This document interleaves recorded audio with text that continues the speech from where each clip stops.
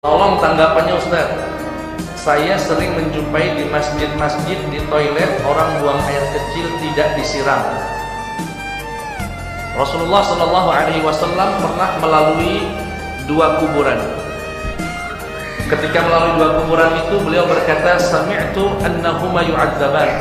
Aku mendengar mereka sedang diazab oleh Allah Subhanahu wa ta'ala. Ini dua kuburan ini, penghuni kuburan ini sedang diazab oleh Allah. Para sahabat, "Kenapa ya Rasulullah mereka diazab?" "Wa ma yu'adzabani fi kabirin amma ahaduhuma kana la yastanzi min al-baul wa amma ats-tsani kana yamshi bainan nasi bin namimah."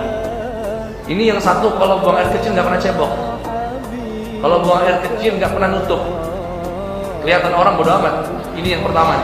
Yang kedua, kalau jalan kemana-mana suka nyampaikan aib orang lain. Kata Rasulullah, ketahuilah mereka diazab bukan karena dosa besar. Bukan karena dosa besar. Yang satu hanya karena kalau buang air kecil tidak pernah istinza, ya, tidak pernah dibersihkan. Para ulama coba menelisik kenapa sampai sedemikian rupa azab yang diterima oleh orang itu.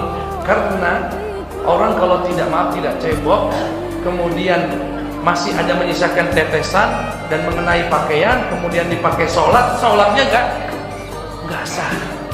Dan yang kedua, jika itu dianggap dosa kecil dan itu menjadi sebuah kebiasaan, yaitu mentang-mentang itu dianggap dosa kecil, tapi dia rutin tiap buang air kecil nggak pernah cebok. Salah satu yang mengubah status dosa kecil menjadi dosa besar adalah istiqomah melakukan dosa kecil. Istiqomah bukan, maksudnya sering maksudnya. Orang yang sering melakukan dosa kecil lama-lama menjadi besar. Iyyakum wa muhaqqaratidz dzunub, kata Rasulullah, hati-hati dengan dosa kecil yang kalian lalaikan, kalian anggap remeh.